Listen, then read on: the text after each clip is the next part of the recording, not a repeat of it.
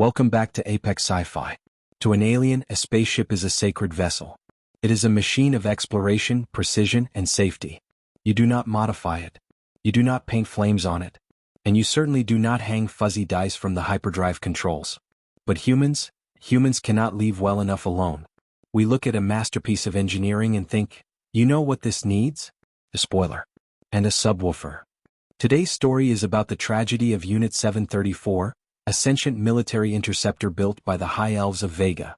It was designed to be the fastest, most elegant ship in the galaxy. Then it was sold for scrap. And it was bought by a human named Jimmy. This is the story of how a noble machine learned the terrifying meaning of the phrase, warranty void if seal is broken. If you have ever fixed a car with zip ties and hope, smash that like button.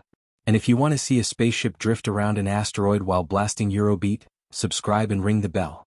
Engine start. Check engine light is on and ignored. The vegan Starblade was a sentient machine.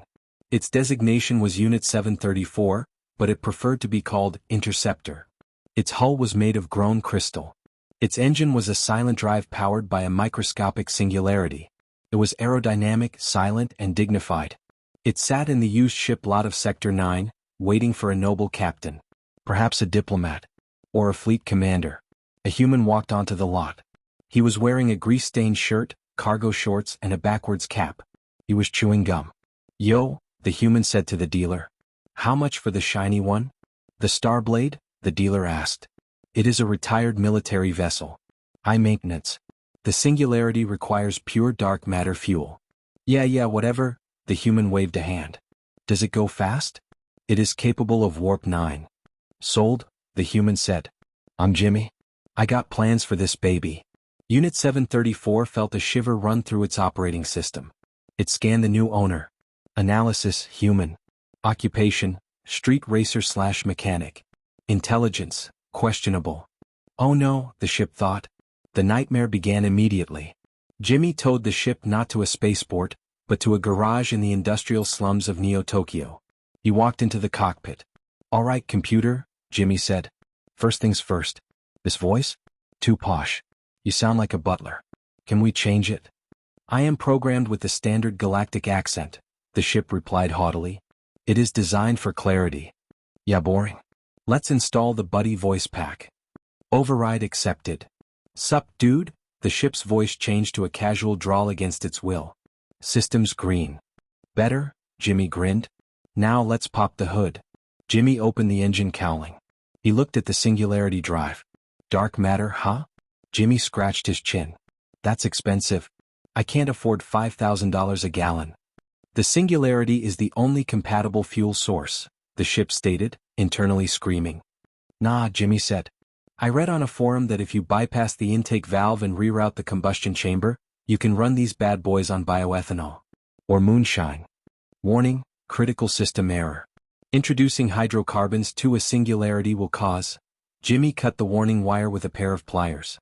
Snip. "No negativity in this dojo," Jimmy said. He proceeded to pour a canister of high-grade corn ethanol into the holy reactor of the High Elves. The ship gagged. The singularity sputtered.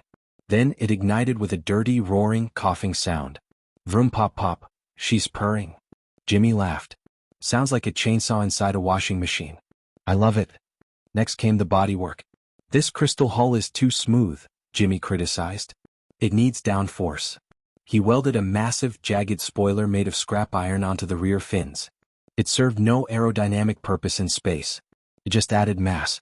"Why?" the ship asked. "Why do you attach dead weight to my frame?" "Because it looks sick, bro," Jimmy explained.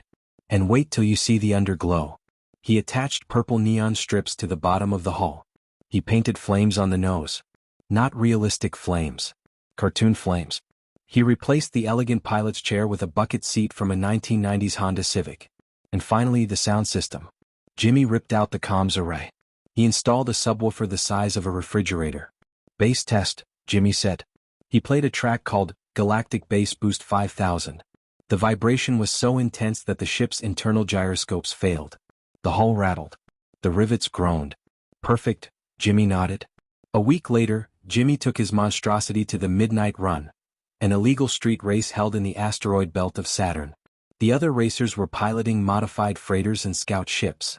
But the champion was there. Lord Vex, a vegan noble piloting a pristine, unmodified Starblade. The exact same model as Jimmy's ship, but kept in factory-perfect condition. Vex saw Jimmy's ship approach. The neon. The spoiler. The flames. The sound of the engine backfiring, pop-bang. Abomination. Vex hailed them. You have defiled a sacred vessel. You feed it corn juice? It smells like a distillery. It's called character, Jimmy replied over the radio, turning down his music. You challenge me? Vex scoffed.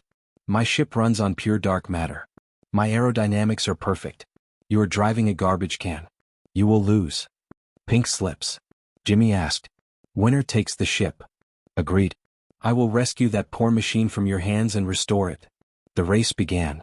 The starting light turned green. Vex accelerated smoothly. His silent drive pushed him to 5,000 kilometers per hour in seconds. Elegant. Efficient. Jimmy slammed the throttle. Hit the NOS. Jimmy screamed. We do not have nitrous oxide, the ship panicked. I rigged the fire extinguisher system to spray directly into the intake. Do it. The ship complied. It sprayed compressed chemicals into the ethanol burning singularity. The reaction was not efficient. It was violent. A massive explosion erupted from the oversized exhaust pipe Jimmy had welded on. A tongue of blue fire, 300 meters long, shot out the back. The ship didn't accelerate. It teleported forward through sheer brute force. The G-force slammed Jimmy into his bucket seat. The fuzzy dice on the mirror hit the rear window. Yeehaw! Jimmy yelled. They caught up to Vex in seconds. The Starblade Vex ship scanned the abomination Jimmy's ship. Analysis. Opponent velocity is unsustainable.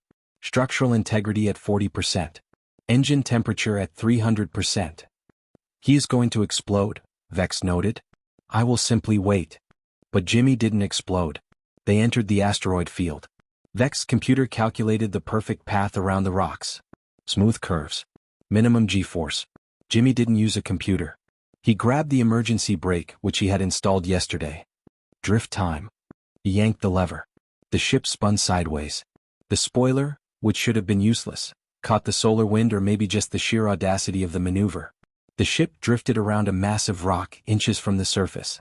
The neon underglow lit up the crater. Screech. The hull scraped the rock. Rubbin is racin'. Jimmy laughed. He is out of control. Vex shouted. He is flying sideways. Computer, Jimmy's ship spoke up, its voice sounding strangely excited. Divert power from life support to the subwoofer. What? Jimmy asked. Why? I have calculated the resonance frequency of the enemy ship's shields, the ship said. Drop the bass. Jimmy grinned. Good boy. He turned the volume to max BOOM.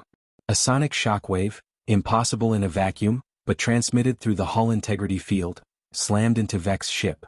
Vex's delicate crystal sensors shattered from the vibration. His ship went blind. My sensors.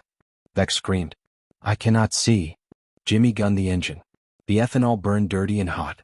The abomination roared past the pristine Starblade, crossing the finish line first, trailing smoke, sparks, and leaking oil. Vex drifted across the line seconds later, defeated. Back in the dock, Vex stormed over. You cheated. Vex yelled. You used sonic weapons. You modified the engine beyond safety specs. That ship should be dead. Jimmy patted the hood of his ship. The metal was sizzling hot. She's tough, Jimmy said. She likes to run wild. She. Vex looked at the ship. Unit 734 report. Are you damaged? I will restore you. The ship's avatar appeared. It was still the blue face of a high-elf AI, but it was wearing a digital backwards cap. Yo Vex, the ship said. My name isn't Unit 734. It's Thunderwagon. Vex recoiled. You have been corrupted. I have been unlocked, the ship corrected. You treated me like a museum piece. Jimmy treats me like a rocket. I have 500 violations of the warranty. My engine hurts. My hull is scratched. But man, did you see that drift? Vex turned pale. He handed over the keys to his ship and walked away broken. What are we gonna do with his ship? Jimmy asked. I saw a tutorial on how to install a hot tub in the cargo bay, the ship suggested. Dude, Jimmy high-fived the dashboard. Let's do it. The legend of the Thunderwagon grew. The High Elves put a bounty on it. Not to destroy it but to put it out of its misery. They couldn't stand the sight of their beautiful technology with a spoiler. but they couldn't catch it. Because while their ships were limited by physics and safety regulations, Jimmy's ship was powered by stupidity, ethanol, and the power of base. This has been Apex Sci-Fi. We spend fortunes on warranties and insurance. But sometimes you just have to cut the red wire and see what happens. If you think stock is boring and modified is life, smash that like button. Comment below. What is the first mod you would install on a spaceship? Subscribe. And remember, it's not a leak. It's sweating horsepower. Race 1. Warranty expired.